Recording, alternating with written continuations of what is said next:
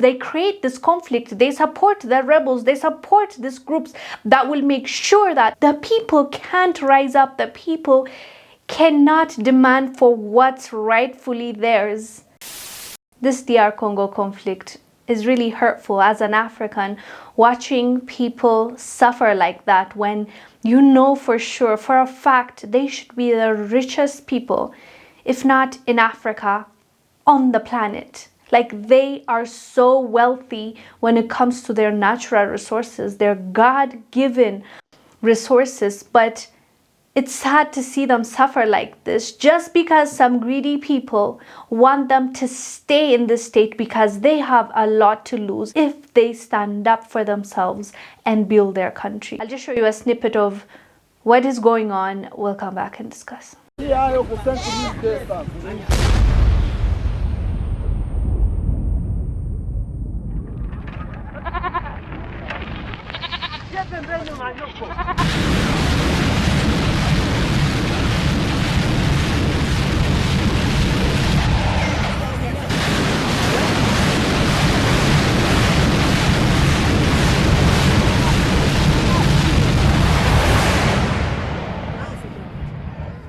Like that father trying to cover his kids from what is going on is heartbreaking, honestly.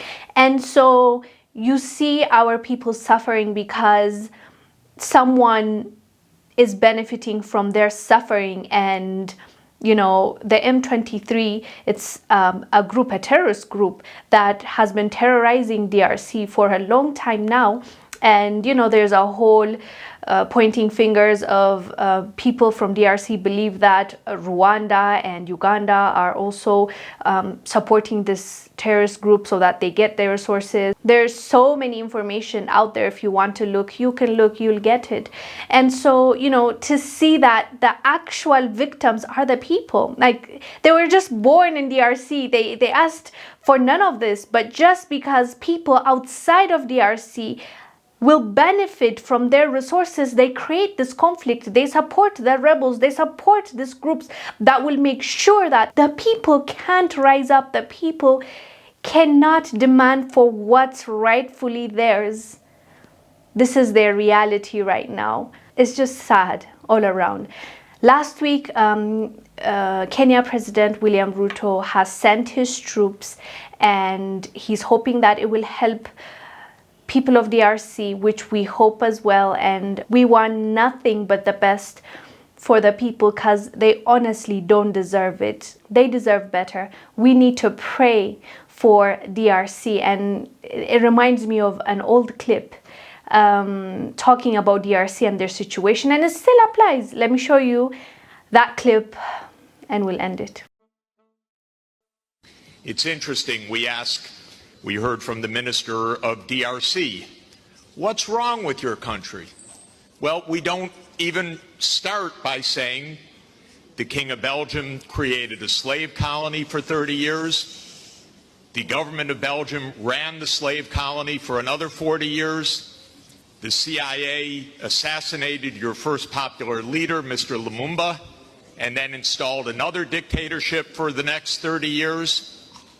And then Glencore and others now suck out your cobalt without giving you tax income. We don't reflect on that. We say, what's wrong with you? Why don't you govern properly?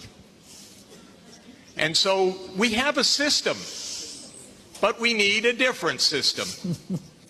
We cannot turn this over to the private sector. We already did about 100 years ago. Not only to the private sector with the U.S. military behind it, with the defense of these property rights in the minister of Honduras's country, where United Fruit ran the country for a long time. Yeah, I mean, that's the reality, the sad reality. But one thing is for sure, God doesn't like evil. And these people that are doing crazy things, ugly things, just because they want to steal loot from DRC, they're gonna get what they deserve. Anyways, fam, let me know down below what your thoughts are about the DRC conflict, what is going on, the accusation, everything that is unfolding in front of our eyes. I am Wongel Zelalem. I'll see you on the next one. Stay blessed. Bye.